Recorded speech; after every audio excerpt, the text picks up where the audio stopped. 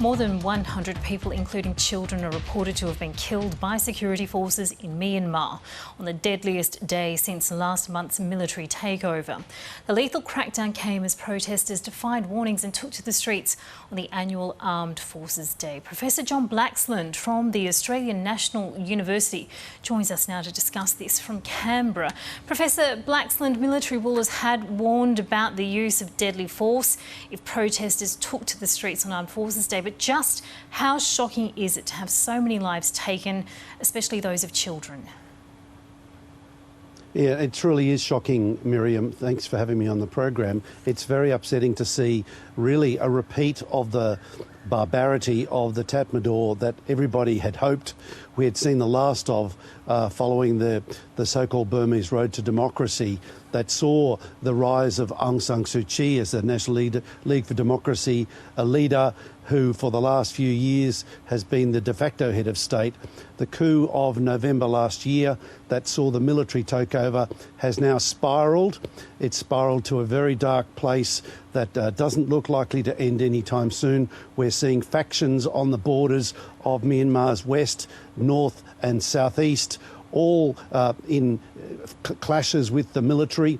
We're seeing protests internationally mounting, growing momentum. We've seen the chiefs of defence forces from a range of countries across Europe, North America, Japan and Australia, all joining forces to issue an appeal for the Tatmadaw, for Min Aung Hlaing, the commander of the Burmese military, to back down and to make concessions.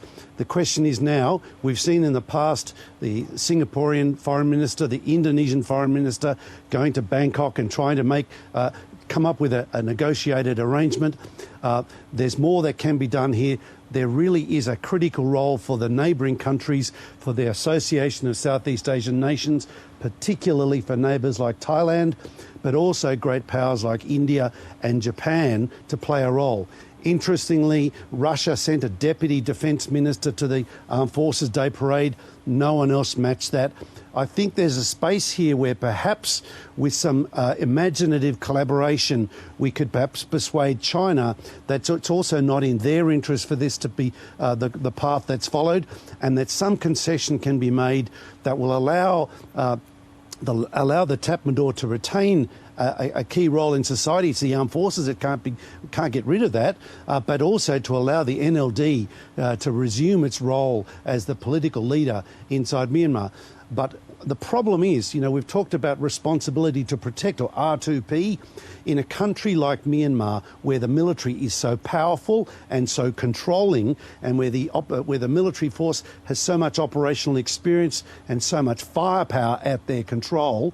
It's very difficult to conceive of a scenario where an international force can really do anything. So this is why I think it's so important that pressure, economic, political pressure, concerted pressure from a variety of angles that looks to coax Min Aung Hlaing and the Tatmadaw out of this dark corner that they've painted themselves into. And so some creative engagement from Australia. I know that our Foreign Minister, Marise Payne, is looking at the issues, as are foreign ministers and defence ministers around the region, trying to come up with something creative, imaginative, that will allow the Tatmadaw an escape from this horrible situation, that allows them to save a degree of face and allows this situation to be calmed down without it actually spiralling even further into an abyss. Professor Blaxland, you make a number of really critical points there, particularly around what the role of neighbouring nations, of course, the global community can be. But in the meantime, what do you make of the resistance within Myanmar to this crackdown? Is it possible that protests will continue, possibly even step up after this latest violence, or are we likely to see demonstrators now retreat? Look, it's really hard to tell how it's going to unfold. There is an unprecedented level of determination. The election outcome from November last year pointed to an overwhelming success for the NLD. My sense is that that's only been reinforced by the Tatmadaw's actions. The brutality has completely delegitimised their actions and their electoral prospects.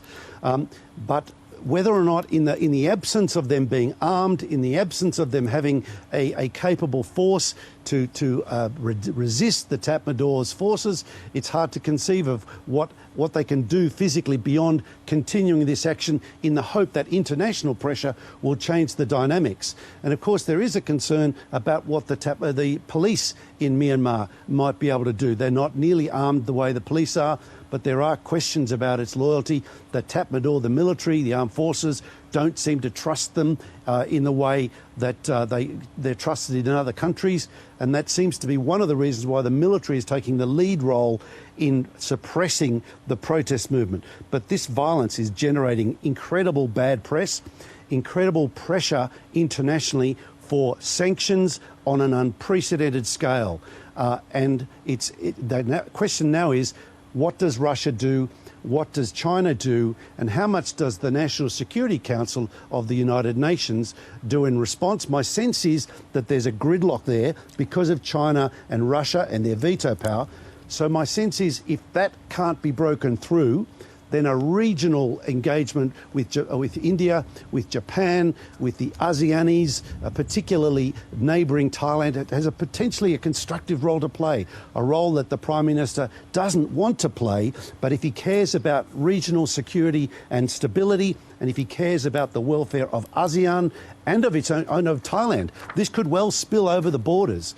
So there's some hard-nosed, realpolitik rationale, self-interest at stake here for these neighbouring countries to buy in. Bangladesh has a role, China has a role, Myanmar has Malaysia has a role, Singapore and Indonesia have already been trying to play.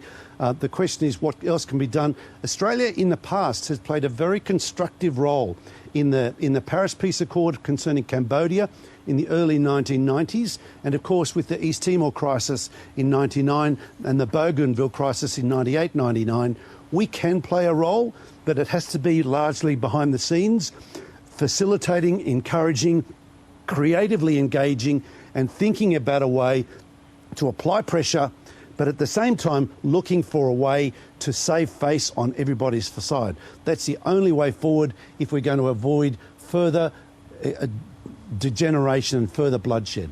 Certainly hope so. Professor John Blaxland there with the ANU. Thank you so much for speaking to us on ABC News. Thank you, Miriam.